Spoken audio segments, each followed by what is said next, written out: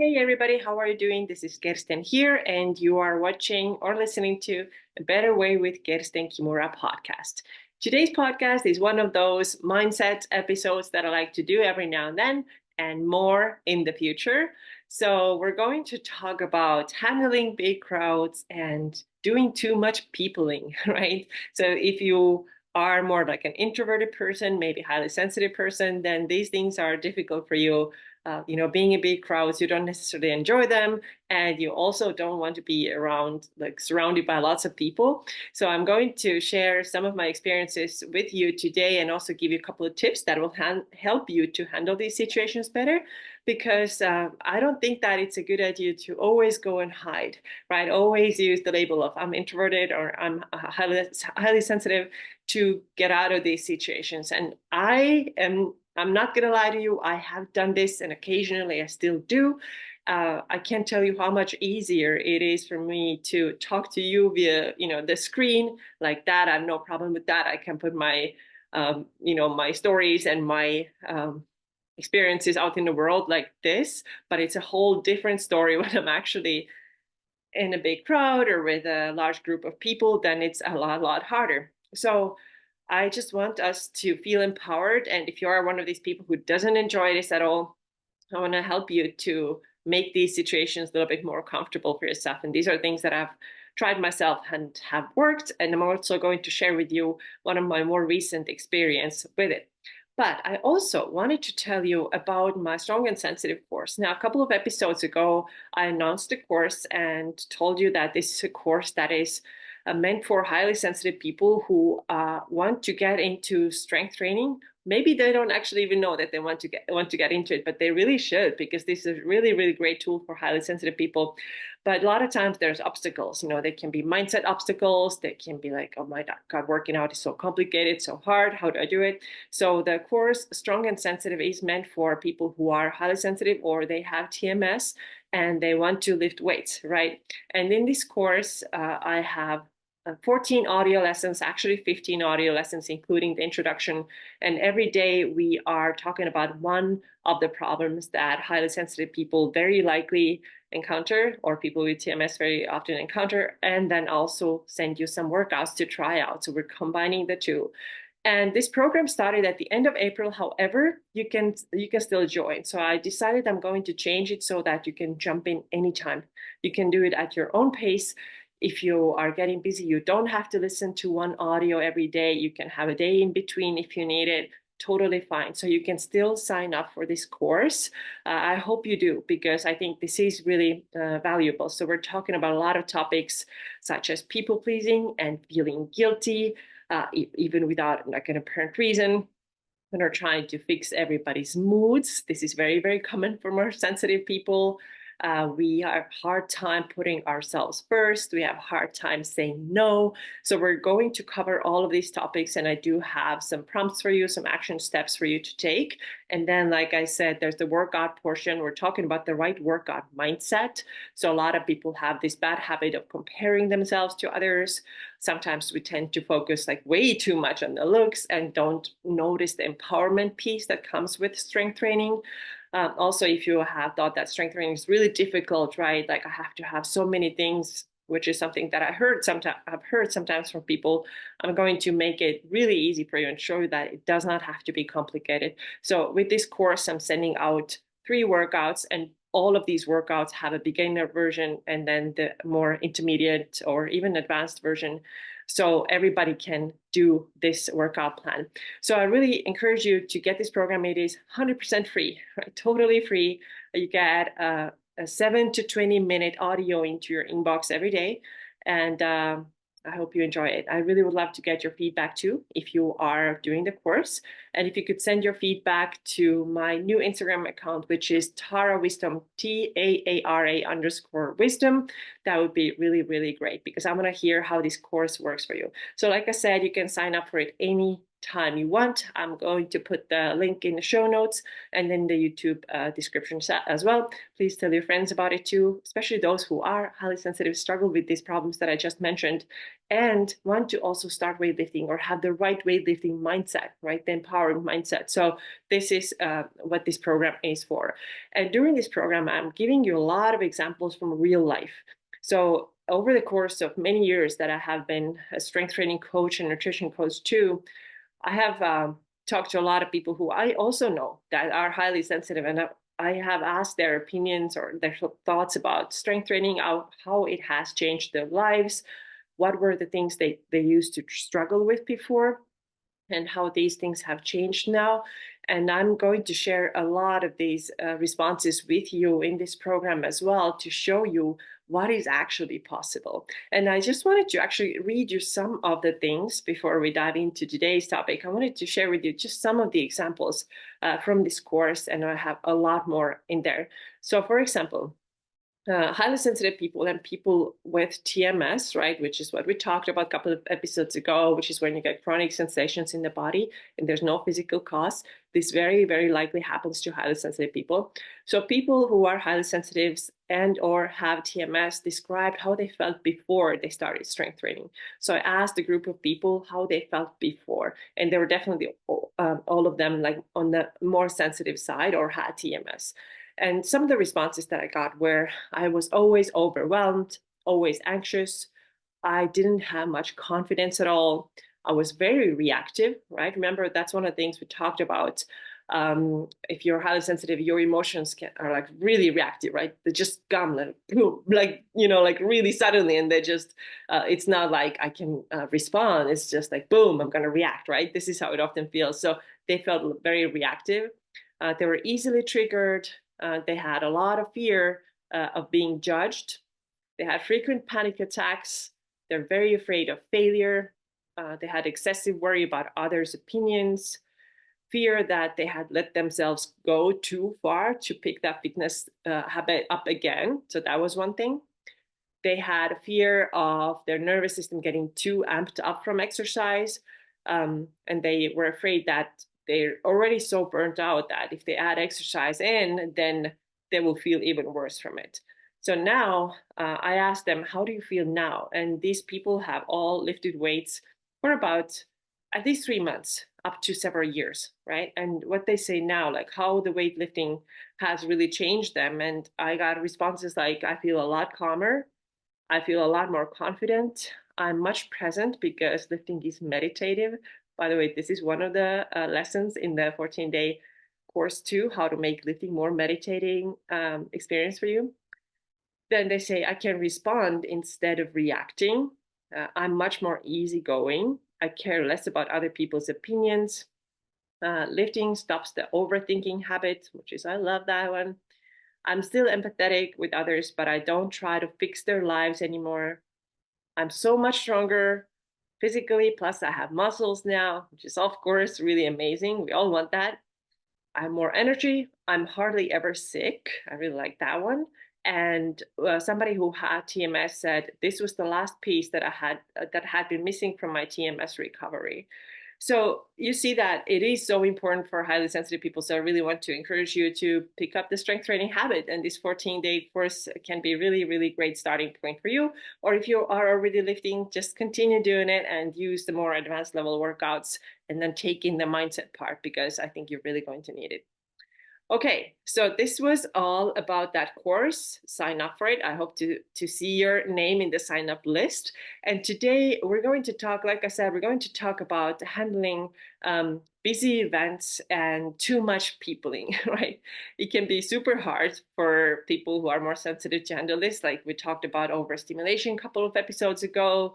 You get very overstimulated, you get exhausted, you feel like burnt out. And that's when you start saying, I'm not going to go, I'm not going to do things with other people. It's just too exhausting. It's not worth it. Right. So that said, I absolutely understand it. Believe me, this is 100% me too. Like it's so, it's not very often at all that I enjoy going out to like big crowds. There has to be like a really good reason, right? Let's say this is some kind of like really good band or something that I absolutely love, which is like so rare. But I just bought tickets to one event that is like at the end of July. I'm like, okay, I want to see these guys, so I'm gonna go. This is gonna be worth it. But usually there's not too many occasions where I'm like, yes, I'm going. I prefer to stay home and be in my own comfort zone, right? But the thing with that is that if we do it all the time, if we always stay home, then we also end up missing out on life, right? Because we don't see other people, we don't connect with them, and as much as it might be, fun to be ourselves by ourselves, I think we still need a little bit of human connection and interaction. But if we don't get it at all, it kind of gets a little lonely and kind of can start feel a little sad. So I want to tell you a little story too. So just recently, we saw, one of my friends actually invited me to a concert, and it was supposed to be like a long event. It was actually going to be 7 hours total. So she invited me and my husband. Hey, let's go. This is a really good band. Yes, we like her music. This is great. But it was 7 hours, and the first half of it was going to be breath work and a little ceremony, and then the second half of the day was going to be the concert, right?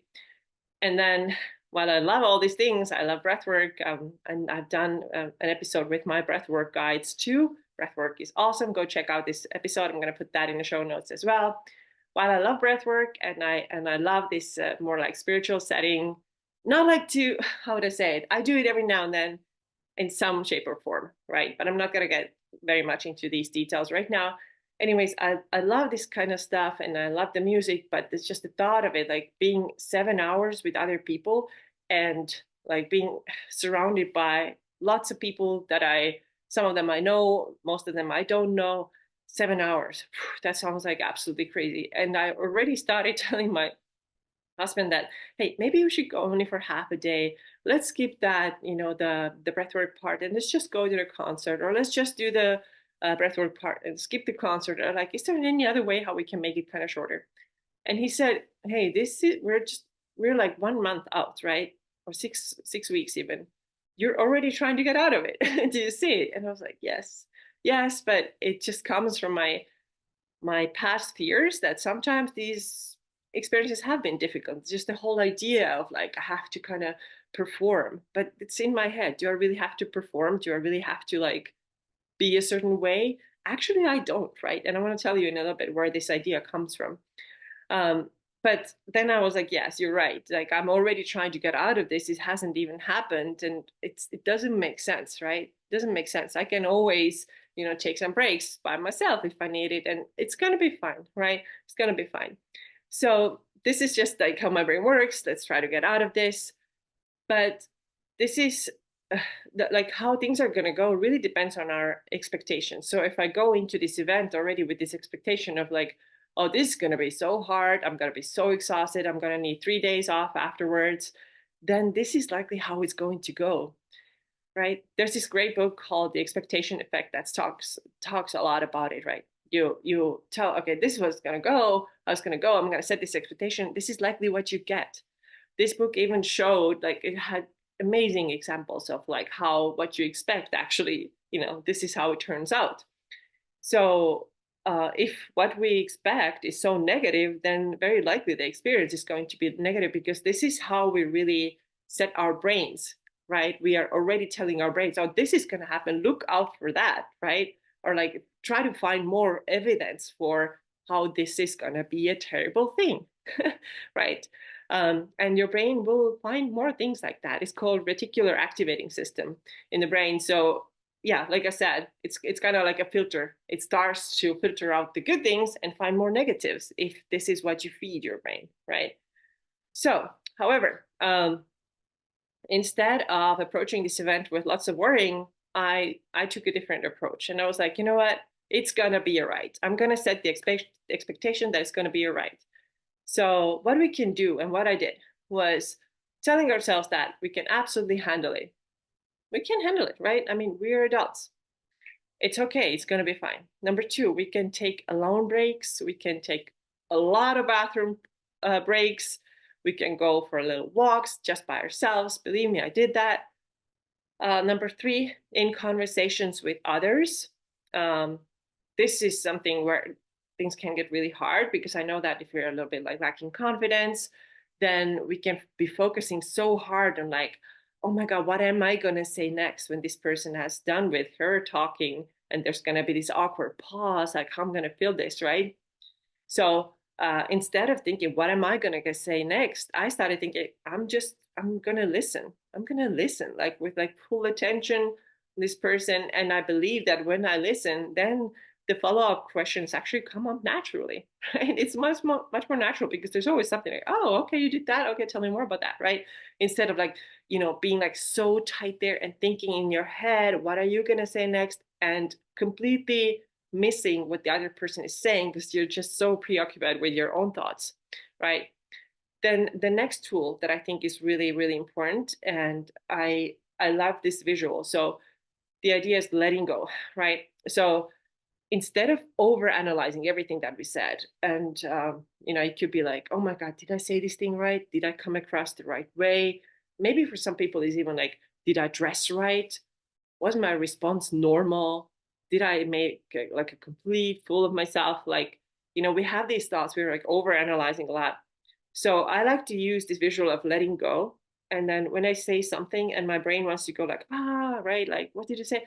I'm just let it go, right? Can take it back and probably wasn't as bad. Half the time, it's not as bad at all as we think. So I like to think picking up a pen, holding in my hands, opening my hand, letting it go. And this is what I often use when I get into this cycle of over analyzing of my like every move, every word I said, what kind of impression I may have made. I just use that pen, let it go, and that's how it is. Not going back there, not continuing the rumination cycle. Just let go. The next thing that is helpful is this. So I believe that we all have a true self or higher self, or people call it different names, whatever you want to call it. Let's say you want to call it the true self, and we all have it. And I do think that this true self, like who's the best version of me, is calm, confident, and at ease. So I really try to get to the same kind of level or same wavelength with that person that I want to kind of feel, okay, this is me. And my true self isn't like freaking out. My true self isn't running away when something difficult comes up. My true self isn't ashamed of herself, which is actually the next point. Because when you think about like all this over analyzing, all this overthinking, how did I come across? Did I wear the right clothes? Did I respond the wrong thing? This all comes from self-doubt, and at the core of it is the emotion shame, right?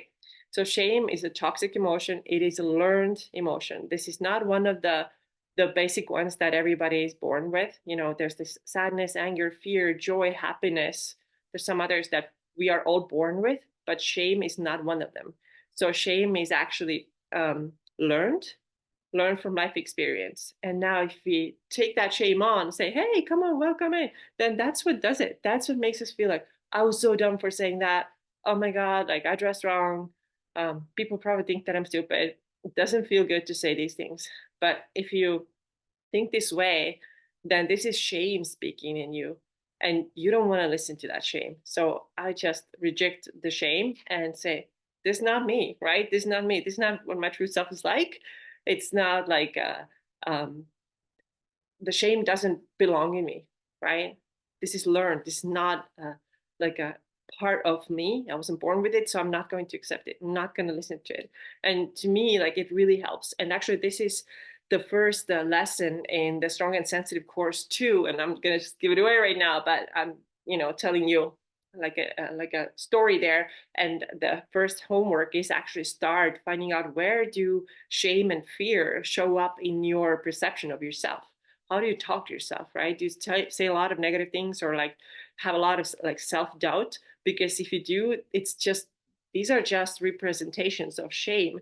And I want you to start seeing these things and just rejecting it. No, shame, you have no place here, right? I'm strong, I'm confident, I'm calm, I'm present, I'm all these things, and I'm none of those bad things that the shame is trying to tell me that I am.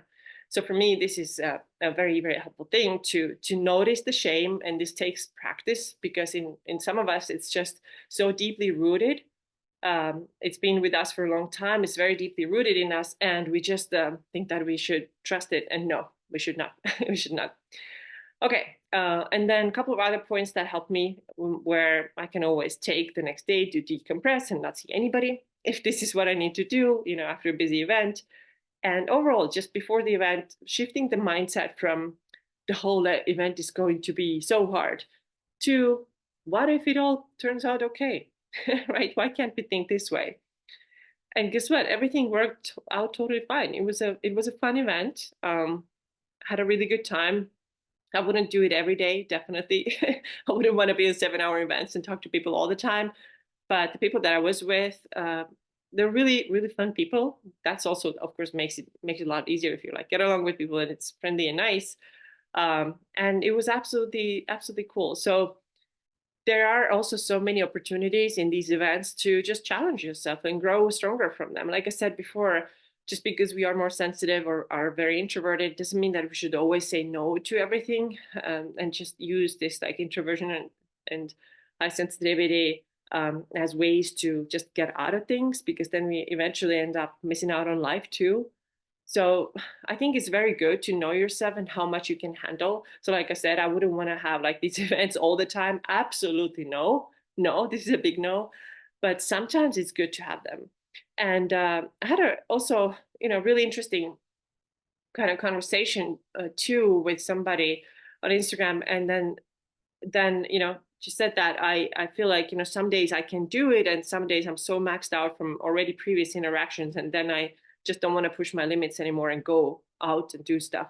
And I absolutely agree with this, right? I think it's so important that we know ourselves and uh know our limits sort of, and not push it. And to me it's like it helps me to decide whether to go or not when I think, okay, is it maybe going to be really worth it, or is it like a total no, right? So, for example, and I used this the other day too when I was talking about it in my Instagram stories. I said it was kind of when I started to significantly reduce my alcohol, right? So now I almost don't drink anymore. It's very, very, very rare. But when I was drinking more, somewhat regularly, and I wanted to reduce it, then I started to really think about it, like, is it going to be worth it for me to drink, or is it going to be like absolutely not, right? So sometimes when it's worth it for me in the drinking situation, let's say like I have a really good friend coming to visit me and we want to go and check out some new restaurant and have really good conversation, so we want to have a glass of wine. So if then, let's say the next day I don't feel very fresh, right? Then it was worth it for me because I had like really good time, great conversation with my friend. It was nice. I loved it. But in a situation where I would decide against drinking anything, it would be like, okay, it's like somebody's birthday and it's pretty loud and it's a lot of people and at a bar, and I don't already feel like this is going to be like a very valuable experience for me. There's not going to be like a lot of one-on-one conversations. Then in this situation I would say like, no, I'm not going to drink because this is not worth it for me. So I think with the same thing with like going out, we can decide like, okay, is it like some kind of random thing with like random people that you don't know them, it's kind of event that you have absolutely no interest in, then don't push your limits. This is not a time to just like go and potentially get burnt out and recover from it, right? Or having to recover from it. But if it is like, oh, this could turn out well, I think actually I'm probably going to enjoy it. Or even if I don't like enjoy like all of it, there are parts of it that will be really great for me. So I'm gonna go. So this is how I would personally like think, is it worth it for me? Am I gonna go? And if I feel the next day a little bit tired or burnt out or need some extra decompression time, sometimes it's worth it. And sometimes it is not worth it.